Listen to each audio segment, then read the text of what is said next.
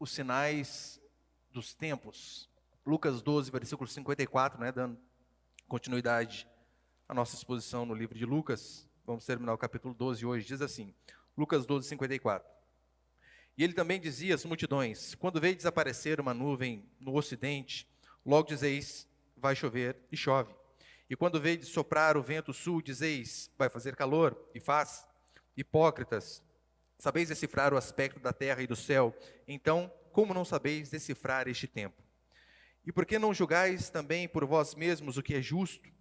Quando, pois, fores com o teu adversário ao magistrado, procura conciliação com ele no caminho, para que não aconteça que o arraste ao juiz, e o juiz te entregue ao carcereiro, e o carcereiro o coloque na prisão. Eu te digo que não sairás dali enquanto não pagares o último centavo. Até aí tá bom, olha para cá. Só lembrando, nas últimas pregações, nos últimos 2 domingos, eu falei a respeito de julgamento. De que Deus julga ímpios e filhos. Que Deus pune ímpios e pune filhos. E eu disse que vai haver um julgamento, e no último domingo, uma das ênfases que a Escritura dá, foi o que eu disse, é em relação ao fogo. Constantemente nós vemos o juízo, o julgamento relacionado ao fogo. E eu deixei bem claro que aquilo é apenas uma forma simbólica, uma analogia de como Deus fala com a gente. Como Deus, ele habita no alto e sublime trono, e sua mente é infinitamente superior à nossa, e ele precisa então se rebaixar para se comunicar de uma forma que nós possamos entender. Ele então usa desses artifícios, assim como em Apocalipse diz a Escritura que o céu, a Nova Jerusalém, vai ter ruas de ouro, né, muros com pedras preciosas, diamantes. Eu disse que isso não quer dizer exatamente que vamos pisar em ruas 18 quilates, mas é apenas uma forma de Deus se comunicar conosco, aquilo que tem valor, aquilo que é precioso a nós. Da mesma forma, quando a Escritura compara o julgamento e o inferno a fogo, ele está apenas dando a nós um resquício, um pequeno entendimento do quão dolorido será. Assim como o céu vai ser muito melhor do que ouro, pode ter certeza, o inferno vai ser muito pior do que fogo. E Jesus Cristo, ele termina ali, né, nas passagens anteriores, falando sobre o seu batismo sacrificial. Ele diz, olha, o batismo com que eu vou ser batizado, vocês não podem. E ali eu deixei bem claro que ele estava se referindo aquilo que Deus ia fazer com ele. Ele sabia que estava chegando a hora da sua morte e de que ele teria que pagar o preço pelos pecados da humanidade, pelos nossos pecados. Então ele sabia que ele teria que passar por aquilo para que a nossa dívida fosse quitada. E eu terminei dizendo a respeito da divisão da família, deixando claro que ele diz assim, olha, estarão 5 numa casa, 3 ficarão contra 2, 2 ficarão contra 3, filho contra pai, pai contra filho, sogra contra nora e nora contra sogra. Deixando bem claro que é natural que aqueles que rejeitam o Evangelho, eles também irão rejeitar aqueles que, como nós, abraçamos o Evangelho. Se isso acontece com você, se sua família te rejeitou por conta da sua fé, se alguns viraram a cara e às vezes os de dentro da própria casa, não fique triste. É um sinal que de fato Deus tem entrado em sua vida. E então nós chegamos aqui no final do capítulo 12 e eu quero passar alguns princípios a respeito disso. Põe o primeiro, por favor, ali. O primeiro princípio é o seguinte, enxergue o óbvio. Enxergue o óbvio. Versículo 54. E ele também dizia às multidões, quando vedes aparecer uma nuvem no ocidente, logo dizeis, vai chover e chove. E quando vedes soprar o vento do sul, dizeis, vai fazer calor e faz. Aqui, só para você entender o contexto, a chuva em Israel, ela de fato ela vinha do ocidente, então toda vez que eles viam o ocidente, aquelas nuvens tomando conta do céu, não precisava ser meteorologista, eles sabiam, vai chover. E de fato assim acontecia. Em compensação, quando vinha um vento do deserto, um vento muito quente, trazendo calor, ele sabia, hoje vai ser um dia daqueles. Vai fazer muito calor. E assim acontecia. Só que você pode pensar assim, e o que isso tem a ver com o Evangelho? O que isso tem a ver com a Escritura? Como isso se aplica em nossas vidas hoje? Jesus não está aqui de forma nenhuma condenando os profissionais de meteorologia. Óbvio que não, né? Não tem nada a ver. O que ele está dizendo ali, ele está combatendo a religiosidade daqueles judeus que estavam voltados apenas para coisas externas. Que ele está dizendo, olha, das coisas que não têm tanta importância, vocês sabem tudo. Vocês são excelentes em saber coisas que não agregam nada na vida espiritual. O conhecimento é maravilhoso, mas o que ele está combatendo aqui é o conhecimento de coisas que não são tão importantes com aquilo que de fato é importante, com coisas espirituais. Porque aqueles homens, mesmo sendo portadores originários da lei de Deus, a eles veio a lei. É isso que Paulo vai dizer em Romano. Eles tiveram esse privilégio, nós pegamos de lambuja. Aqueles homens não perceberam todas aquelas profecias do Antigo Testamento se materializando na pessoa de Jesus Cristo diante de seus olhos. Todas aquelas profecias foram se cumprindo uma a uma, e todas na pessoa do carpinteiro de Nazaré. E mesmo assim, com os olhos abertos, eles não conseguiam enxergar que aquele homem era o Messias tão esperado. Eles não conseguiram reparar que aqueles milagres seriam frutos apenas do ungido de Deus. Eles não viram. Mesmo eles ali vendo cegos enxergarem, vendo demônios sendo expulsos, vendo paralíticos andarem, vendo mortos ressuscitarem. Diante de todas essas evidências claras, o combate de Jesus Cristo é: como vocês não perceberam? Lembra que até os discípulos de João Batista, ele foi o maior profeta já existente, isso Jesus o diz. Dos nascidos de mulher não há ninguém maior do que João. Por quê? Porque João profetizou e viu sua profecia se cumprir. Isaías, Jeremias apenas profetizaram, não viram. Agora, João Batista profetizou, ele disse, preparou o caminho, e ele viu aquele que veio trilhando o caminho. Só que então João Batista acaba preso. E na cadeia ele diz aos seus discípulos assim: perguntem se este é aquele que haveria de vir, ou se devemos esperar outro. Você lembra qual foi a resposta de Jesus Cristo? Ele não disse, sim, sou eu, ou ele não disse assim, não sou eu. Ele apenas disse, diga João, os cegos vêm, os coxos andam. É anunciado o reino dos céus aos pobres. Então, aqueles homens, mesmo sendo fiéis, discípulos de João, eles não conseguiram ver o óbvio. Aqueles homens estavam cegos, mesmo enxergando. Aqueles homens estavam cegos de olhos abertos e sabendo ler. Não conseguiram enxergar o óbvio que estava diante deles. E é claro que isso tem uma aplicação muito importante em nossas vidas. Por vezes, nós às vezes sabemos tantas coisas, de inúmeras matérias, de inúmeros assuntos, e acabamos esquecendo daquilo que é essencial, daquilo que é principal. Não olhamos para Jesus Cristo, dessas coisas espirituais não sabemos nada. É por esse motivo que termos a Escritura é de fundamental importância. Sim, é de fundamental importância. Todavia, se você acredita que este livro aqui é a palavra de Deus, isso é o começo. Isso é no máximo metade do caminho. A forma como você o interpreta vai definir se você tem algo da parte de Deus ou não. Você apenas ter a Escritura não é o suficiente. É necessário que você a tenha e que você a interprete da forma correta. Aqueles homens, eles pareciam não se interessar por coisas celestiais.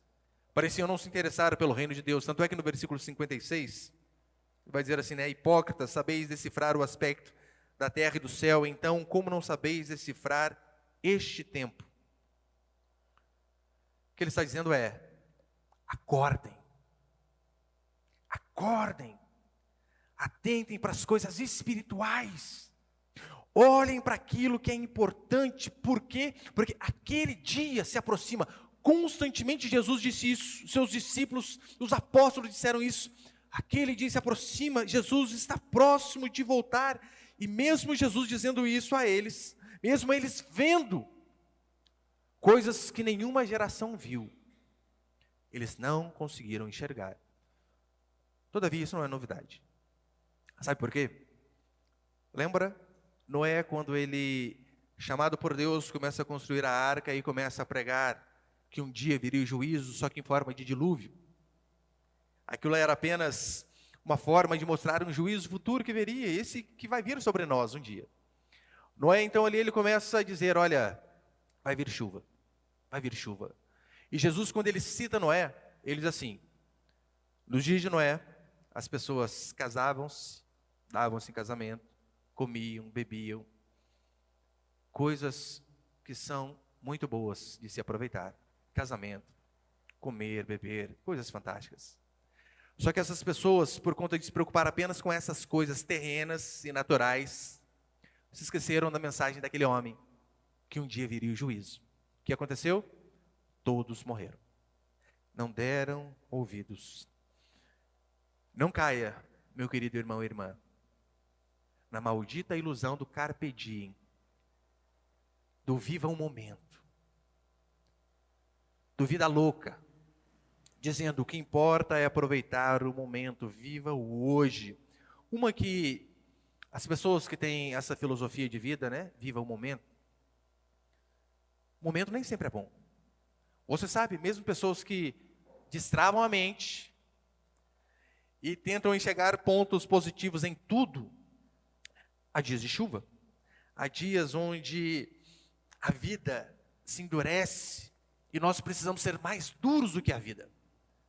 Diga para uma pessoa que está no leito do hospital: viva o momento, curta o momento agora. Como? Diga para um preso: aproveite a vida. Diga para alguém que acabou de perder um parente: desfrute do momento. Ele não vai conseguir, não vai. Não estou dizendo que é errado, de forma nenhuma, né? Talvez você pense assim: pastor, então a gente tem que viver uma vida de sofrência. Claro que não. Podemos desfrutar da vida, devemos desfrutar da melhor maneira possível, porque temos uma só. O que nós não podemos fazer é cair naquele erro que Paulo diz: se a nossa esperança em Cristo se limita apenas a esta vida, somos os mais infelizes de todos os homens. Ele diz que ele não diz assim: nós não podemos ter esperança nessa vida. Podemos. O problema é se a nossa esperança em Cristo está apenas aqui. Se você acha que a sua felicidade ela vai ser completa no dia em que você conseguir a sua casa própria, comprar o seu carro zero, juntar o seu primeiro milhão. Se você acha que a sua felicidade vai vir quando você conquistar essas coisas, aí Paulo diz: você vai ser infeliz, porque a sua felicidade está baseada apenas aqui. Nós temos que aproveitar essa vida para ver a Cristo, não apenas para vê-lo, para viver para Ele. Para ver a Cristo e para viver para Ele. Por quê? Porque quando o Senhor voltar para nós, não haverá segunda chance. Quando as portas deste mundo se fechar, meu irmão, não adianta você ter deixado bilhete para a família dizendo: missa de sétimo dia, vai lá, paga não sei quantos, rezem por mim, orem por mim. Não, acabou. Hoje é o tempo. O segundo princípio que eu quero passar é: faça uma autoanálise. Versículo 57, diz assim: e por que não julgais também por vós mesmos o que é justo? Senhor, mas calma aí. Não julgueis, mestre. O senhor está falando para julgar? Não é esse o tema meu hoje, é óbvio, né? Mas este versículo de Mateus 7:1, não julgueis para que não sejais julgados, talvez é o versículo mais distorcido da cristandade moderna. É óbvio, eles citam este versículo quando você os cutuca em relação a algum pecado.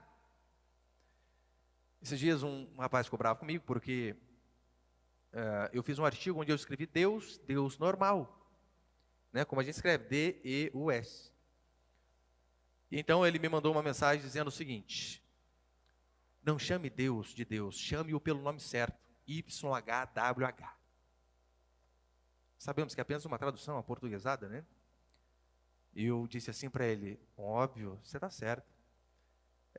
Mas se você puder só tirar foto sem camisa do seu perfil também, acho que vai ajudar, né? Não adianta chamar Deus de YHWH, tá essa foto sua sem camisa parecendo todo o esqueleto do seu corpo aí. Para mostrar, né, a hipocrisia de muitos. Jesus, ele disse que nós devemos julgar todas as coisas. Os apóstolos vêm e dizem: examinai tudo e retende o bom. Tudo na vida nós julgamos, e aqui Jesus Cristo deixa bem claro, apesar que Mateus 7:1, que a Bíblia dos crentes de hoje é assim, né? Mateus 7:1, o que tem depois? Fim, acaba. Não existe continuação. Se você apenas continuar a ler do versículo 2 em diante, você vai ver que Jesus disse: olha, Não julgueis para que não seja julgado. E depois ele começa a explicar as formas corretas como nós devemos julgar. Ele diz, olha, não julguem pela aparência, ou seja, você viu uma pessoa que parece humilhante, um ladrão. Você julga pela aparência, ele vai dizer não. Mas aqui ele vai dizer de forma bem explícita, e por que não julgais também por vós mesmos o que é justo? Se eu e você levarmos em consideração o contexto daquilo que ele estava dizendo antes, que eu disse nos últimos domingos, é necessário que eu e você devemos nos perguntar, fazer a sua análise, perguntar o seguinte: eu tenho sido um servo fiel ao Senhor, como ele disse versículos antes aqui sobre o servo fiel e o infiel, sobre aquele que apronta quando o seu Senhor sai, e aquele que continua sendo fiel quando o Senhor não está presente? Temos sido fiel? A segunda pergunta que eu e você devemos fazer é, olha, nós temos tomado de fato partido em servir a Deus de verdade? Mesmo que isso possa trazer divisões dentro da nossa própria casa. Porque quando apenas uma pessoa se converte, às vezes é um filho e os pais não são cristãos, ou o marido converte, a esposa não, a esposa e o marido não, meu irmão, um racha acontece dentro da família. E eu e você devemos fazer essa pergunta: eu tenho tomado este partido? Eu tenho percebido os sinais de Cristo, assim como ele disse, diante dos meus olhos, ainda que eu não tenha visto milagres à torta e à direita como esses homens viram? Eu tenho percebido os sinais de Cristo diante da minha vista? Eu tenho percebido os sinais dos tempos? Ou melhor, eu tenho percebido as desgraças que têm sobrevindo sobre aqueles que permanecem no pecado? Lembra que eu disse nas últimas pregações que Deus pune? Eu dei ali inúmeros exemplos. Eu falei sobre os hebreus que, por conta de um coração duro, é interessante o termo, a escritura diz assim, olha, Deus os chama de povo de dura cerviz. Cerviz aqui de cervical, né, de que não se dobram. Jeremias, ele durante anos pregou o arrependimento daquele povo. Arrependam-se, ó, a Babilônia vai vir e vai subjugar vocês. Aquele povo nem ligou. A consequência, Deus levanta a Babilônia. Deus chama Nabucodonosor de meu servo. E aqueles homens malignos estupram as mulheres do povo de Deus, degolam os filhos, matam os homens, e aqueles que sobram são levados como escravos. Essas desgraças não são o suficiente para que eu e você vejamos esses sinais diante dos nossos olhos, que Deus continua punindo o pecado?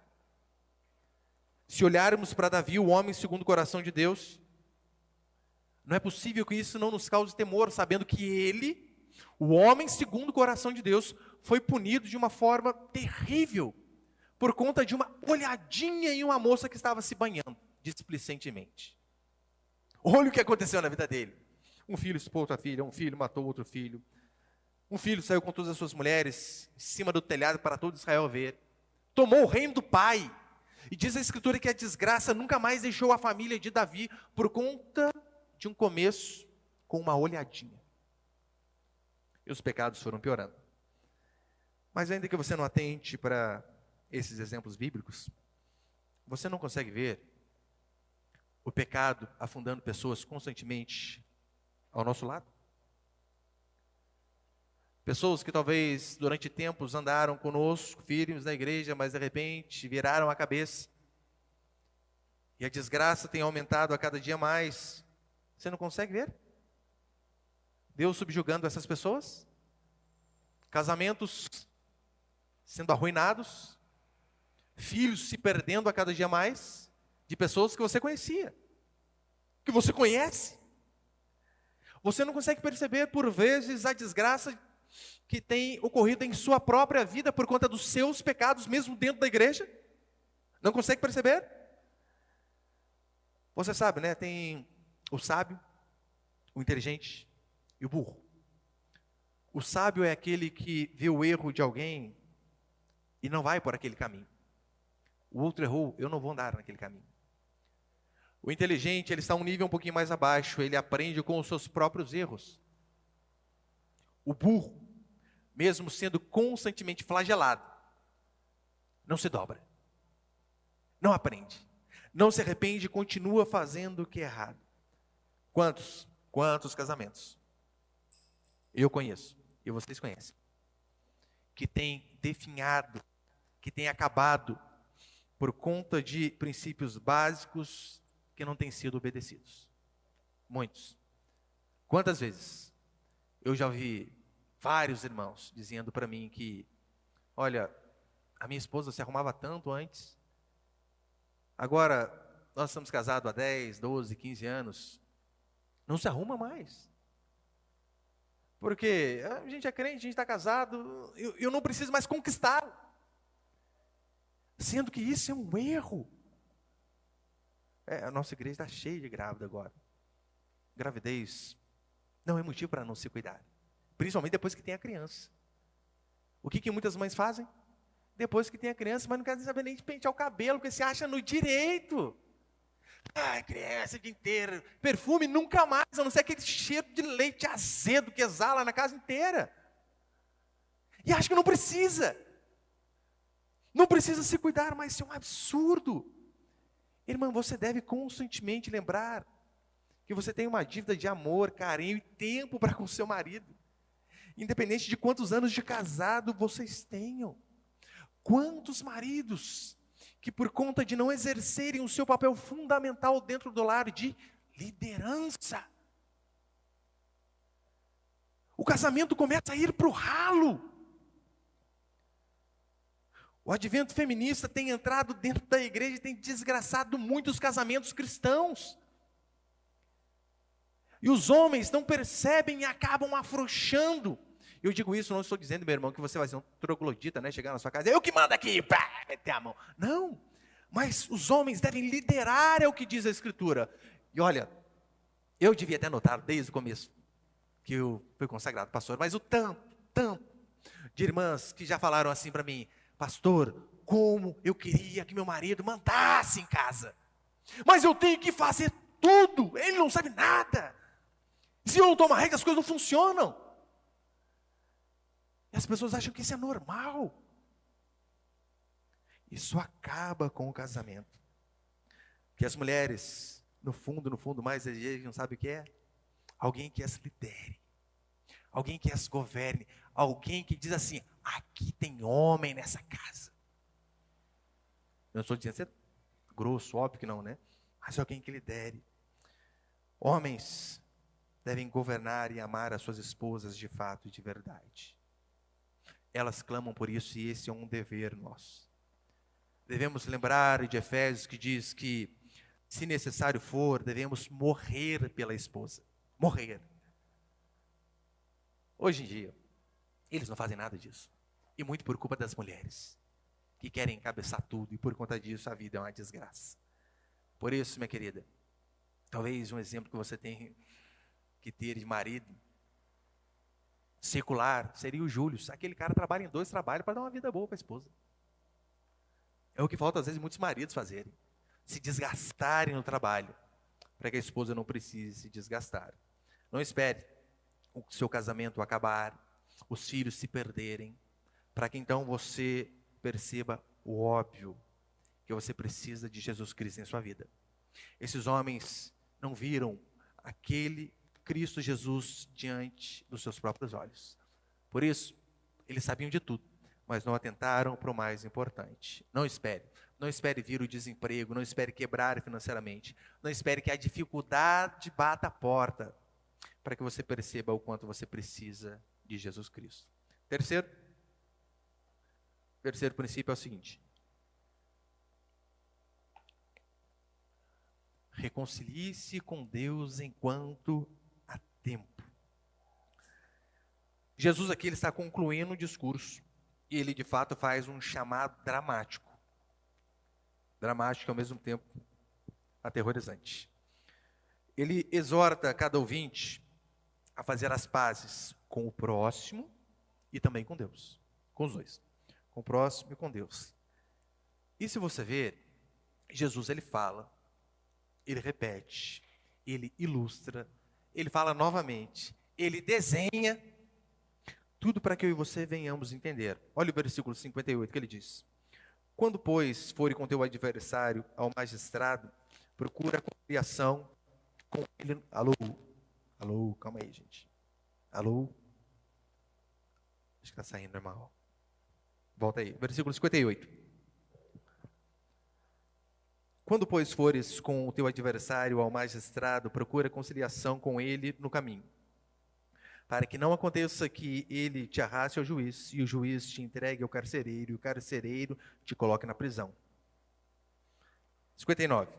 Eu te digo que não sairás dali enquanto não pagares o último centavo. Trazendo isso para a nossa vida cotidiana, é mais ou menos o seguinte: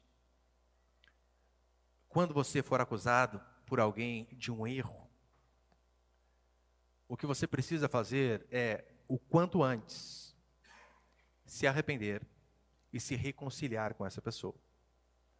Não se põe o sol sobre vossa ira, vai dizer o Senhor. Ou seja, tente resolver tudo antes de chegar no julgamento. Resolva o máximo que você puder, reconcilie-se com o teu acusador. A ilustração é basicamente o seguinte: nós estamos no caminho, seguindo uma estrada onde no final haverá um trono e um magistrado, um juiz, o juiz de toda a terra, o nosso Deus. E nessa nossa caminhada nós erramos com pessoas. Erramos. Não estou falando das pessoas que erram com você, estou falando dos seus erros. E esse é um problema para outra pessoa, o problema dela. E então nós erramos com pessoas no meio do caminho. E essas pessoas as quais nós erramos, elas vêm do nosso lado e nos acompanham para que nós possamos chegar diante dos juízes e sermos julgados. E o que a Escritura vai dizer é: reconcilie-se com ela enquanto vocês estão no caminho, para que diante do juiz ela não seja uma acusação, para que ela não seja um peso para você. Reconcilie-se enquanto há tempo.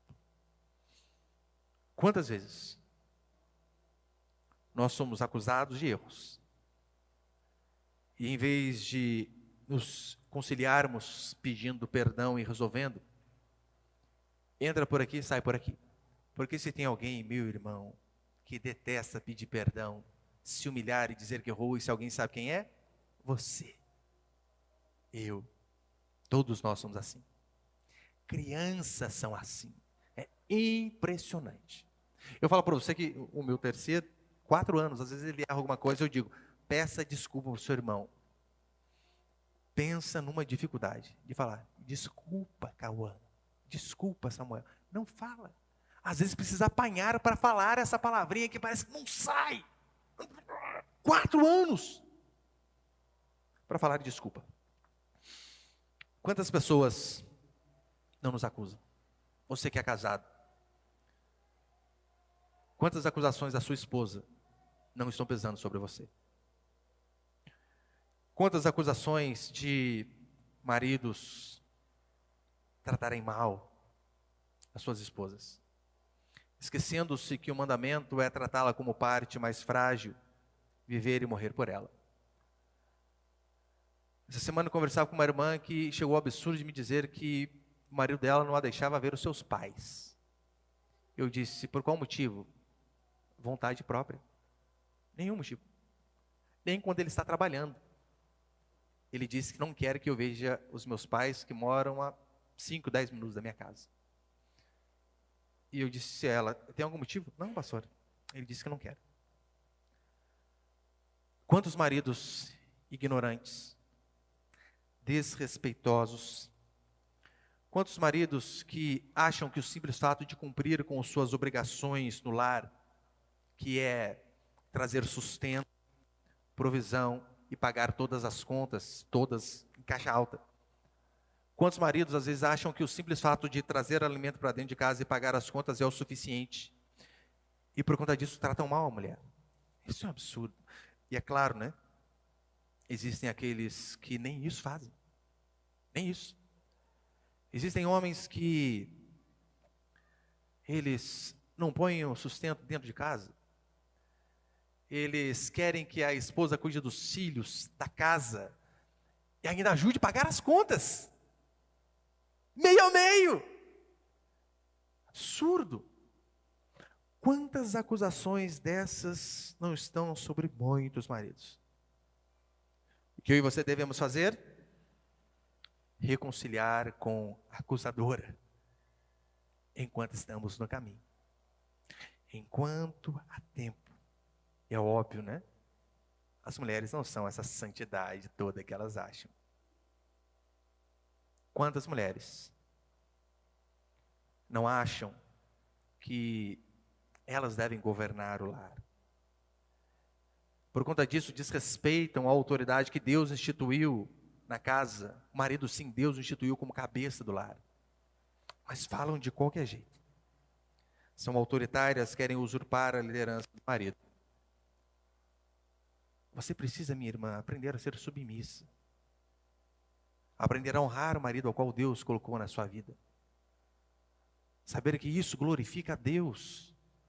Agora você fica assistindo eu, a patroa e as crianças, e você acha que você é a patroa, que é você que manda, que é você que governa. Você fica assistindo novela onde o homem é sempre aquele banana barrigudo, que vive a soltar pum, igual um Bart Simpson da vida, igual um Homer, melhor dizendo. Daí você acha que aquele é um padrão. Porque, já viu, né, no Simpson, que é o esteio da casa, né, a mente pensante é Marjorie, a mulher. Só que você reparou que quando a mulher lidera, e o homem é um abobalhado, a consequência é um filho igual o Bart, desmiolado, que não tem regra nenhuma. Não obedece ninguém. E é claro, vocês filhos também. Vocês precisam aprender a se submeter e a obedecer aos pais. Eu vou falar para você, eu fico indignado. Você pode dizer, pastor, isso é besteira. Para mim é algo importante. Filho chamar pai e mãe de você, para mim, dá até tremelique seu bolso. Como assim você? É amiguinho de escola agora. Você chama policial de senhor, chama juiz de senhor, agora pai e mãe é velho? Uma vez uma irmã, ela atendeu o telefone na minha frente, a mãe, fala velha, mas quase... Ai, meu Deus do céu. Pedala Robinho, tampão do ouvido, ela ia ver só. Irmã, como assim, fala velha? Falei, cara, assim, ai, não vou imaginar que eu faço com esse moleque. Como assim? Eu acho que foi, né, não sei quantos meus filhos uma vez, não sei quem perguntou assim, se você falasse tal coisa, seu pai, o que acontecia? Ficar sem dente. É por aí mesmo. Falta de respeito. Mas é óbvio, né, não só na questão do pronome de tratamento. Quantos filhos desobedecem os pais descaradamente, sem remorso nenhum? Uma coisa é você errar e você dizer, pai, mãe, perdoa, eu errei. Eu vou me esforçar para fazer o que é correto daqui em diante. Mas tem alguns que desobedecem e não estão nem aí para nada. Levam a vida normal. Se esquecem do princípio básico de honrar pai e mãe. Reconciliar enquanto está no caminho, enquanto há tempo, é justamente isso. É você ir àquela pessoa que errou com você e pedir perdão. Se humilhar, dizer, olha, eu errei com essa atitude, me perdoa, eu vou tentar ser melhor. E a Escritura diz que nós devemos procurar nos reconciliar com o adversário no caminho, antes do encontro com o juiz. Sim, para que essas acusações não pesem sobre nossas vidas. E é claro, isso aqui na esfera natural é muito importante, mas na esfera espiritual, muito mais.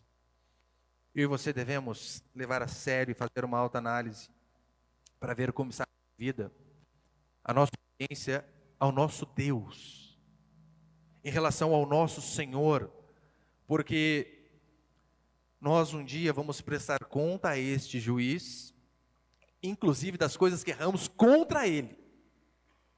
Contra ele. Ou seja, ele vai ser o acusador e vai ser o julgador. É por isso que Deus pode ter todos esses poderes, né? Eu sei que alguns ministros hoje, na nossa Suprema Corte, eles querem ser o acusador, o promotor, o juiz, querem fazer tudo. Querem ter todo o poder. Deus, ele pode. Ele vai nos acusar e ele vai nos julgar. E quando eu digo que Deus vai nos julgar, não é só em relação aos nossos atos, aquilo que fazemos de forma externa. A Escritura diz que nossas palavras serão julgadas.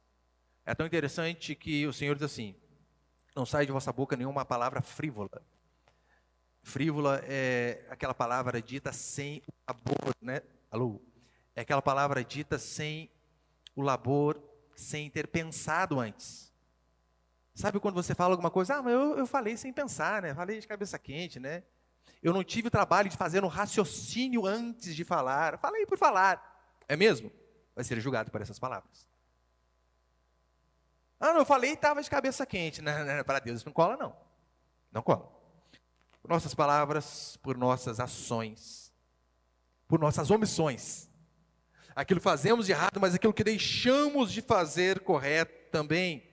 Seremos julgados, diz a Escritura, pelos nossos pensamentos pecaminosos. Toda vez que eu passo por aquela passagem onde diz que um dia nós seremos julgados até os nossos pensamentos, meu Deus, eu me tremo inteiro. Eu tenho medo danado de que Deus ele vai nos julgar daquilo que fazemos, daquilo que não fazemos e daquilo que pensamos e das motivações erradas dos nossos corações. É tão sério isso que eu estava... tinha uns irmãos lá em casa, não, família em casa, e eu estava falando com esse casal a respeito de um aplicativo que eu vi para colocar no celular, e esse aplicativo funciona mais ou menos assim. Ele espelha a tela de outro computador ou a tela de outro celular. E eu disse, olha, eu preciso disso. Por quê? Porque eu trabalho no meu quarto, e o meu filho trabalha ali na Copa, fazendo a questão das edições de vídeo, fazendo todas aquelas coisas lá, e eu confio nele, que ele está vendo coisas decentes, não está vendo nada de errado, mas é bom a gente se precaver. Então, esse aplicativo, ele espelha a tela do computador no meu celular, então eu consigo trabalhar no meu computador sabendo o que ele está fazendo ali, no celular dele, na tela do computador, vejo tudo. Então, quando ele estava fazendo a edição de vídeo, colocou um joguinho no YouTube lá, ô fulano, o que aconteceu aí? Parou de trabalhar porque... Não, volta. Eu consigo ver, daí ver tudo, né? É o olho que tudo vê. É para ver. Para pais é algo interessante. Imagina você ter espelhado ali, eu não sei se dá para fazer com o celular, tem que ver também, computador, eu sei que dá. Aí tudo aquilo que seu filho passa ali, né, tudo que ele entra, está tudo ali para você, ao vivo. Ô infeliz, o que você está vendo? Para pais, eu acho importante. Mas, quer você queira ou não, você sabia que a tela dos nossos celulares aqui, de todos nós, elas são espelhadas diretamente diante do juiz, do Rei da Glória.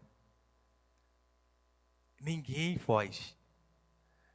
Você pode, às vezes, dar aquela camburada, né? Você está vendo algum negócio, chegou a mãe, o pai, fecha a tela rapidinho, dá aquela sumida lá. Pode, claro que pode. Toma um susto, né? É impressionante. Você chega para a adolescente, não tem nada. Conosco não funciona. Diante do Senhor, está posto num telão. Tudo aquilo que nós vemos, seja numa tela, seja na rua. O Senhor sabe onde nós olhamos. A nossa vida é espelhada diante do juiz que nos julgará. E você deve levar isso a sério, sabe por quê?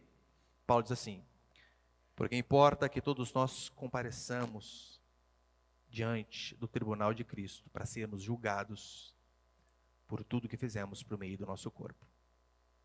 Vai haver esse dia. Todos nós seremos julgados. E no versículo 58, 59, o 59 para terminar, fechei aqui, mas tem 59. Leia comigo aí, por favor. Lucas 12, 59. E eu te digo que não sairás dali enquanto não pagares o último centavo. Aqueles que não se preparam durante o caminho, aqui é um alerta para nós. Prepare-se, porque nós estamos nesse caminho. Que ninguém nos acuse dos nossos irmãos aos quais nós erramos, mas que também o nosso Deus não nos acuse. Então nós devemos lembrar que, como ele diz no versículo 59, eu te digo que não sairás dali enquanto não pagares o último centavo. Tem uma outra versão que no versículo 58 é assim, né? Quando fores com teu adversário, o magistrado procura conciliação com ele no caminho, para que não aconteça que ele te arraste ao juízo, e o juiz te entregue ao carcereiro. Algumas versões que diz merinheiro, mas a melhor tradução sabe qual seria? Flagelador. Flagelador, aquele que traz flagelo. Acerte-se no meio do caminho para que você não seja entregue àquele que flagela, que faz doer, e depois você seja lançado na prisão. Porque você não vai sair dali até pagar o último centavo. E aqui tem uma observação importante se fazer, que a palavra aqui na verdade é lepton, que significa fração de centavo, para mostrar que nós vamos pagar sobre tudo o que nós fizemos de errado. Não vai escapar absolutamente nada. Fração de centavo não vai escapar. Portanto, a nossa vida, ela é uma peregrinação, a qual nós um dia chegaremos diante do pé desse juiz para sermos julgados. E a Escritura vai dizer que convém a mim e a você, servos e servas do Senhor, observarmos tudo aquilo que está ao nosso redor, porque isso são indícios de que esse julgamento tem se aproximado a cada dia. A Escritura é taxativa em dizer que nós estamos nos últimos dias. Ou seja, Jesus de fato está às portas, e a prova disso é que nós devemos olhar por sinais dos tempos. É o que esses homens não fizeram. Eles não viam aquelas coisas se cumprindo diante dos seus olhos. E veja se não é verdade. Jesus Cristo diz que nos últimos dias o amor de muitos se esfriaria. Vai se esfriar. Você não consegue ver isso na nossa sociedade? O amor de muitos se esfriando. Eu vi uma reportagem sobre a legalização do aborto na Argentina e na Colômbia. E então, quando saiu o veredito de que de fato tinha sido aprovado lá, as feministas, elas pulavam de alegria, você via lágrimas nos olhos delas. Esses dias eu vi uma manifestação de uma mulher: queremos o direito de matar nossas crianças. Você não consegue ver o amor de muitos se esfriando? Onde o direito de se matar o próprio filho indefeso é comemorado. Comemorado. E ontem, não lembro, uma irmã aqui da nossa igreja me mandou um print de uma conversa que ela ficou boquiaberta, onde um pai estava indignado. Indignado, sabe por quê? Ele não conseguia achar uma creche para colocar o seu filho de 20 dias. 20. E aquele homem indignado, eu só vou reproduzir o que ele disse. Que saco! Estou querendo um tempo em paz com a minha esposa. Depois a sociedade reclama de pais sobrecarregados, mas não disponibilizam creches para pais de recém-nascidos poderem respirar em paz. Eu só li aqui sem acrescentar nada. Você percebeu que o amor de muitos tem se esfriado? Muitos. É assim. Vamos tentar matar a criança. Se não der, com 20 dias tem que arrumar alguém para cuidar, porque a gente quer ter paz. Precisamos ter paz, porque, sobrecarregado, filho, maternidade, vou morrer. Aguenta o tranco, irmão, deixa de ser molenga, frouxo. Irmã, aguenta o tranco, vai ter tudo. Vocês vão ter filho aqui, irmãs? Essa choradeira, pastor, não foi o culto, porque, sobrecarregado, meu neném, deixa eu dormir. O problema é seu. O problema é meu e o problema é nosso. Se vira e faz o que tem que fazer. Vai ficar chorando. Sei quantos dias que eu não durmo. Ninguém mandou virar o zoinho lá. Agora é filho, cuida e já era. Sem reclamar. Enfrenta. Vai ficar reclamando? Não pode. Não pode. Para a nossa sociedade, filhos não passam de estorvo. Sabe qual é o período? Sabe qual é o período que os pais mais detestam em nossa sociedade? Férias. Os pais detestam férias escolares. Sabe por quê? Eles vão ter que ficar com os seus próprios filhos. Como? 2 meses com essa peste dentro de casa. Quando começa as aulas, né, passava a vontade, você solta com uma pica, um moleque, mochila, vai embora, né? Que alívio. Não sei se sim, mas é verdade. O tanto de mães eu já vi reclamarem. Para que 2 meses de férias? 2 meses, menino em casa. Castidade, resolvi o problema. Não fez, já era, não reclama. E além do mais, essa geração de pai e mãe Nutella, que pelo amor de Deus, né? Ah, não dá, não dá. Irmãos, eu sei que não é esse assunto aqui, mas, gente do céu. Eu falo porque, como tem várias irmãs grávidas, né? Quantas mães que reclamam, reclamam, reclamam. Ah, eu engordei. Vai engordar mesmo. Seu corpo nunca mais vai ser o mesmo. Depois de ter filho, nunca mais. Calça 38, esquece, não vai caber mais. Já era. Olheira, sim, vai ter muita. E daí? Faça o que tem que fazer. E pronto. Eu e você, nós não podemos ser tão cegos, surdos, insensíveis a tudo que Deus tem feito diante dos nossos olhos, assim como aqueles homens foram. Não podemos. A Escritura diz que o Senhor vem. E o que resta a mim e a você é, de fato, nos reconciliar com os nossos acusadores. Hoje é uma ótima oportunidade. Acabou o culto aqui, se você sabe que tem alguém que errou com você, ou que você errou com alguém, melhor dizendo, né? Olha, alguém reclamou, olha, eu não gosto disso, seja marido para com esposa, esposa para com marido, pai com filho. Faça isso que a Escritura diz. Já dê um jeito de eliminar esse acusador do meio do caminho. De que forma? Se reconciliando, dizendo, perdoe-me, errei, vou tentar ser diferente de agora em diante. E principalmente, devemos nos reconciliar com o juiz de toda a terra. Por quê? Porque ele vai nos acusar e ele também vai nos julgar. Mas que o Senhor venha ter graça e misericórdia de nossas vidas, para que venhamos a nos arrepender e venhamos a mudar a cada dia e sermos transformados conforme a tua imagem e semelhança.